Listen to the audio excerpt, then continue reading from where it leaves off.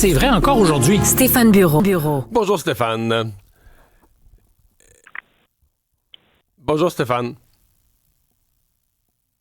Bon, Stéphane ne semble pas m'entendre, je le vois, mais visiblement... Je ne vous entends pas, les amis. Ah, voilà, on t'entend. Je pense que c'est reconnecté. OK, ça va dans une seule direction. Nous, on l'entend, mais lui ne nous entend pas. On va essayer de corriger la situation. Évidemment qu'on va revenir dans les prochaines minutes sur la visite royale, la visite du roi Charles III à Washington. Il y a vraiment deux interprétations. Vous faites le tour des journaux du monde. Il y a ceux qui vont dire que... Parce que, tu sais, bon, le roi a parlé de la relation de proximité très positivement entre le Royaume-Uni et les États-Unis. Mais il a aussi parlé comme un peu de l'importance de l'OTAN. Et donc, certains ont vu ça comme une démonstration d'unité. D'autres ont vu ça comme, le roi a subtilement, doucement, mais quand même fermement et en pleine face là, au Congrès, dans des discours publics, remis Trump à sa place. Il y a vraiment les deux interprétations. Bon, la communication est établie. Bonjour Stéphane. C'est un peu bancal. Bonjour Mario. Bon. Alors, c'est avec un délai, je t'écoute sur mon ordinateur, je te parle via mon téléphone. Bon, des déclarations peut-être, on reviendra sur le roi dans un instant, mais d'abord, parlons là, du blocus du détroit d'Ormuz. Il y a des signaux qui démontrent, on s'en parlait hier, que peut-être que Trump s'est fait une idée, que ça se réglera pas si vite qu'il l'aurait espéré, et donc qu'il met le temps de son côté, qu'il décide d'être patient. C'est en fait ce qu'il a reconfirmé hier, une journée qui était beaucoup consacrée évidemment au prince Charles et à la visite officielle, visite d'État très importante symboliquement et qui permet aussi de gagner du temps. Pendant ces jours-là, on ne parle pas beaucoup de ce qui se passe dans le golfe Persique et dans le détroit d'Ormuz. Pour Donald Trump, c'est bon. Mais sinon, il a confirmé que la résolution qui avait été prise au plus haut sommet, probablement quand il y a eu sa réunion d'état-major dans la Situation Room, puis c'était de maintenir donc la pression en ayant ce blocus américain qui n'est pas parfait. On a aussi vu des bateaux iraniens qui arrivent à échapper, qui passent par des petits trous dans le filet en longeant les côtes iraniennes très, très, très proches. Alors, il y en a peut-être une trentaine de ces vaisseaux, quelques milliers de barils de pétrole, sinon même des quantités plus importantes qui ont pu être exportées vers le Pakistan, sinon même l'Inde. Mais c'est évident que la stratégie, aux yeux des Américains, fonctionne. La question est toujours une question politique. Qui a le plus de volonté? Qui saura garder son sang-froid le plus longtemps? Il y a la question du stockage, la capacité de stockage des Iraniens. Et on voit, ils mettent des vieux rafios à l'eau, des pétroliers, non pas pour envoyer au loin le pétrole, mais pour le stocker, sachant qu'ils ne veulent pas fermer leur puits. Ils ont commencé à réduire un peu la voilure aussi et créer tout ce qu'il faut.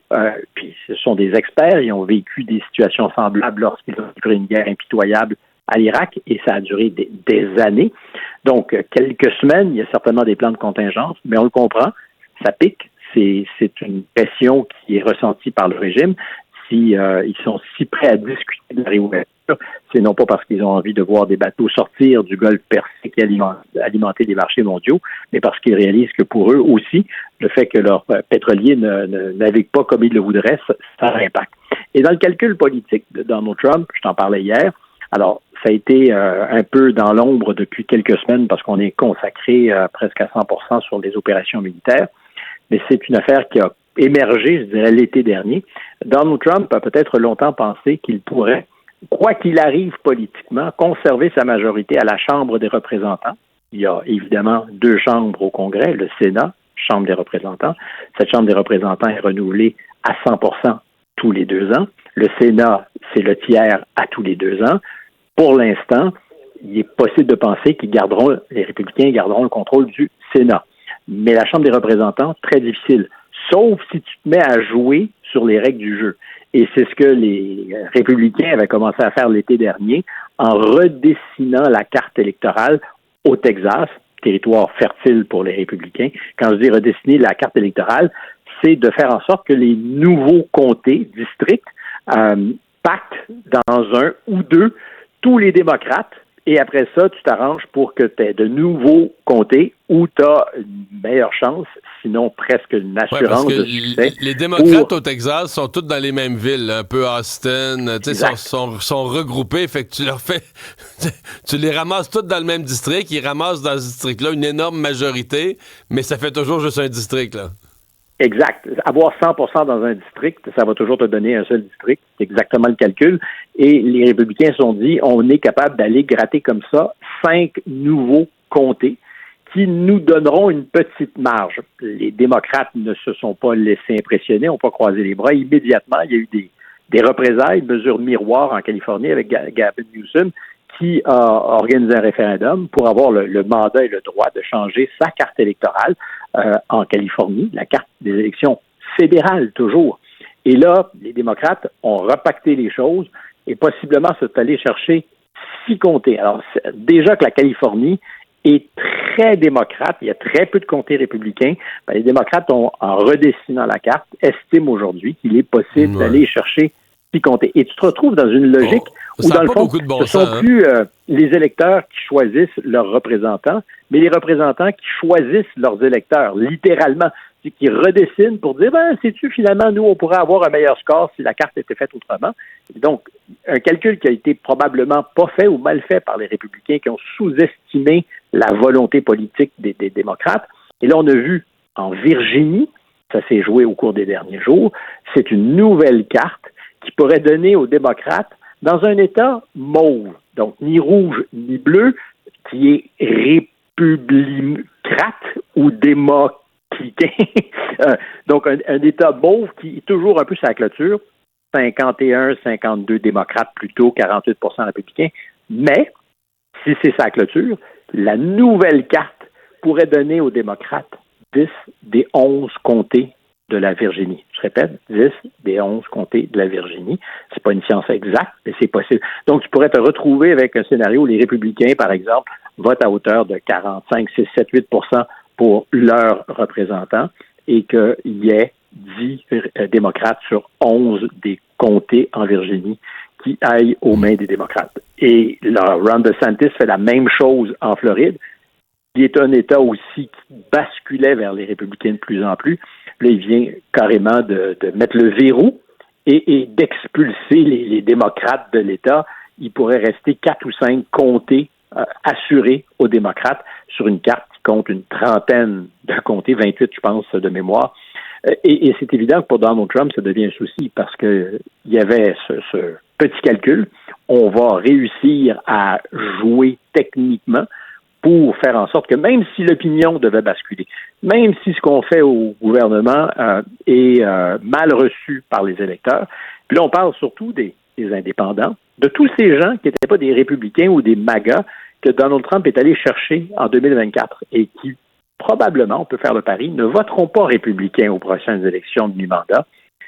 Ben, c'est pas en allant chercher au Texas 5 ou 6 nouveaux comtés que les républicains vont réussir parce que les démocrates ont répondu du tac au tac et les démocrates, sans aucune forme de complexe.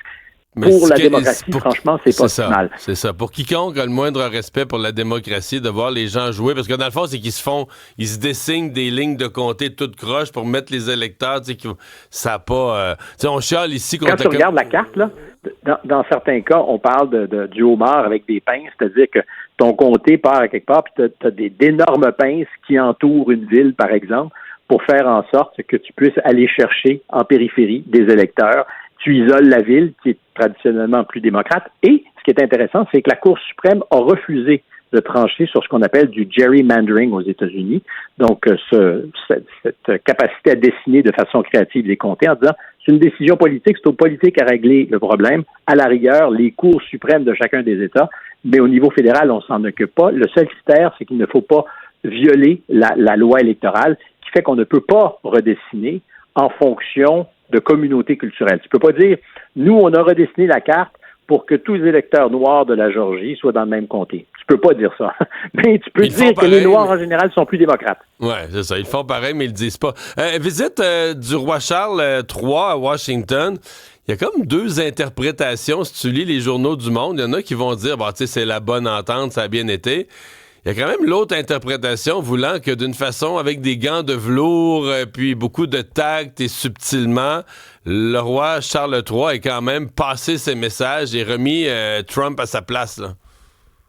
Et il a au passage parlé de la menace que nous représentions à une époque quand nous étions de Nouvelle-France, un temps que les moins de 20 ans ne peuvent pas connaître, parce que Donald Trump a souvent dit, n'eût été des Américains, vous parleriez aujourd'hui l'allemand en Europe, parce que Hitler aurait remporté. C'est faire peu de cas de la contribution des Russes pendant la Deuxième Guerre mondiale. À la fin de la Deuxième Guerre mondiale, l'histoire officielle retenait que c'était surtout l'effort de guerre russe qui avait fait basculer les choses. Mais aujourd'hui, on dit que c'est grâce aux Américains. Et le roi Charles a dit, si vous nous avez rappelé à l'ordre, je vous rappellerai, vous, que si vous ne parlez pas français aux États-Unis, c'est un peu en raison de ce que nous sommes et avons été, parce qu'il y a une époque lointaine où la Grande-Bretagne régnait, évidemment, sur les États-Unis et la France sur la Nouvelle-France. Et il y avait des velléités françaises d'aller grappiller des morceaux des États-Unis. Il y avait des excursions militaires. C'était l'obsession, d'ailleurs, de Benjamin Franklin de ne rien concéder aux Français.